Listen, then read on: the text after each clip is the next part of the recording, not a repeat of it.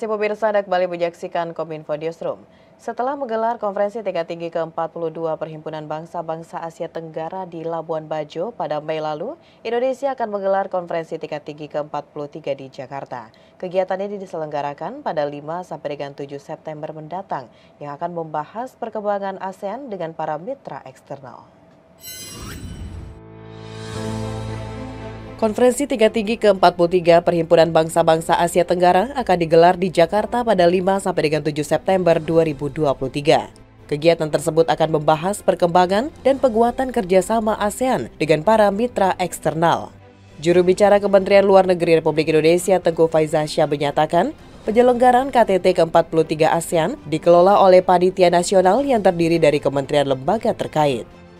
Tengku juga menyebutkan, di antara persiapan yang dilakukan, akan ada pembahasan mengenai pengelolaan media peliput KTT yang dilakukan oleh pihak Istana Kepresidenan, di mana Kemlu bersama Kementerian Komunikasi dan Informatika termasuk di antaranya yang terlibat.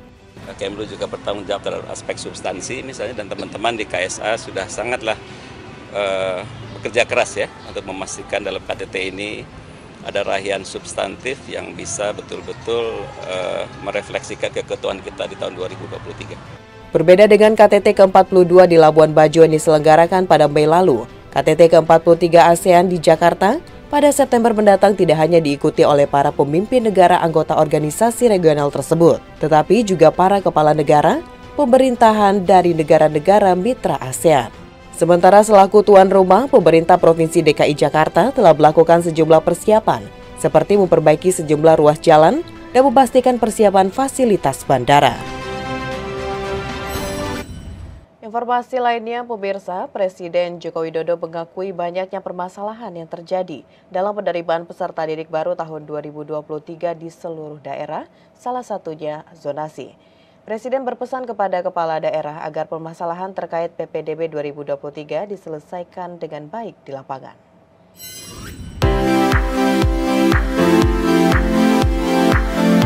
Polemik proses penerimaan peserta didik baru tahun 2023 di berbagai sekolah negeri menuai beragam pendapat dan menjadi sorotan setelah terjadi permasalahan di sejumlah wilayah. Sistem PPDB ini juga ditanggapi oleh Presiden Joko Widodo usai meresmikan jalan tol Kota Bengkulu Taba Penanjung di Provinsi Bengkulu. Presiden mengatakan masalah lapangan akan selalu muncul di semua daerah, baik itu kota, kabupaten, maupun provinsi. Ia menilai yang terpenting yakni setiap anak di Indonesia dapat memperoleh pendidikan yang baik dan setinggi-tingginya. Masalah lapangan selalu ada di semua kota, kabupaten maupun provinsi, ada semuanya. Jadi yang paling penting diselesaikan baik-baik di lapangan. Pelaksanaan PPDB 2023 dengan jalur zonasi ditenggerai terjadinya banyak kecurangan. Fakta di lapangan ditemukan orang tua yang melakukan kecurangan dengan migrasi atau menitipkan nama anaknya ke kartu keluarga warga di sekitar sekolah yang dituju. Bahwa masalah kecil-kecil banyak di lapangannya itu persoalannya bupati, persoalannya wali kota, persoalannya gubernur. Jangan semuanya ke presiden. Presiden Joko Widodo menyatakan proses perbaikan ruas jalan rusak oleh pemerintah pusat di sejumlah provinsi sudah mulai dilakukan. Pekerjaan jalan rusak itu akan dimulai paling lambat pada akhir Juli 2023.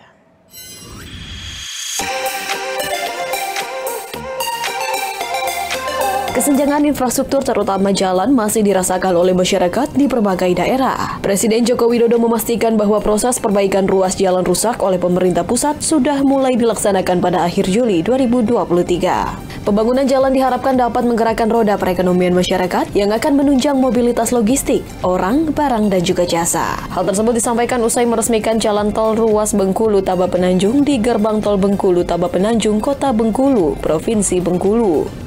Karena di semua provinsi sekarang ini sudah dimulai perbaikannya. Baik yang saya lihat kemarin sebelumnya di Lampung, di Jambi, di Sumut, dan di provinsi lain dimulai. Paling lambat, insya Allah akhir bulan Juli ini semuanya sudah. Adapun Menteri Pekerjaan Umum dan Perumahan Rakyat Basuki Hadi Mulyono yang mendampingi Presiden mengatakan telah menganggarkan sebanyak 400 miliar rupiah untuk 8 titik yang ada di Provinsi Bengkulu. 8 titik itu tersebar di Kabupaten Bengkulu Utara dan Kabupaten Seluma. Menteri Investasi Kepala BKPM Bahlil Lahadalia menyebutkan realisasi investasi Indonesia hingga Juni 2023 telah mencapai 678,7 triliun rupiah atau 48,5% dari target investasi Indonesia pada tahun 2023. Kedepannya pemerintah Indonesia akan meningkatkan insentif untuk menarik banyak investor ke Indonesia.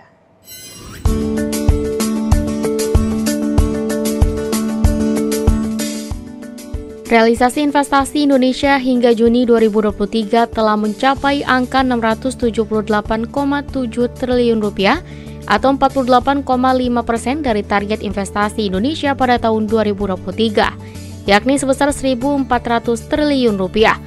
Tingginya angka investasi tersebut juga mampu menyerap 849.181 orang tenaga kerja. Hal tersebut disampaikan langsung oleh Menteri Investasi Kepala BKPM Bahlil Lahadalia.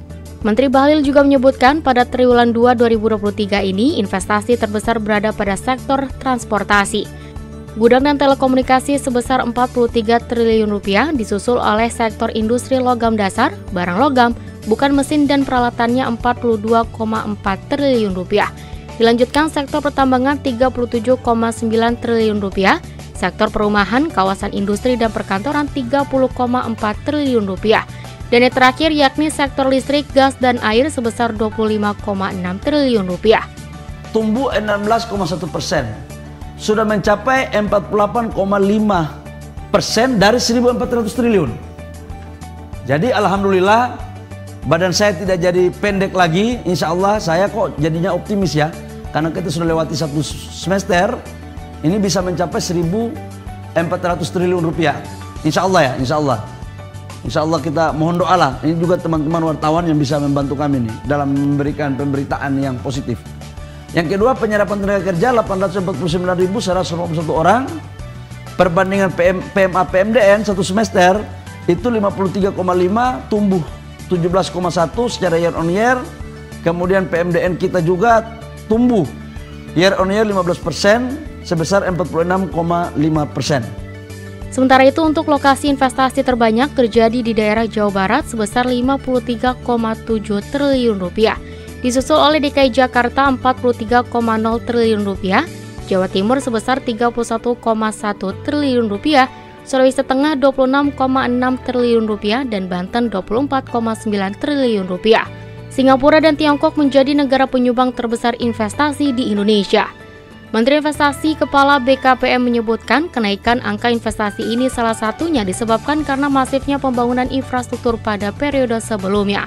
Kedepannya untuk meningkatkan investasi di Indonesia ada 3 hal yang akan dilakukan pemerintah Indonesia, yakni perbaikan sistem keuangan, infrastruktur jalan, perbaikan regulasi, dan pemerintah Indonesia juga akan memberikan insentif yang lebih besar lagi sebagai stimulus untuk menarik minat para investor.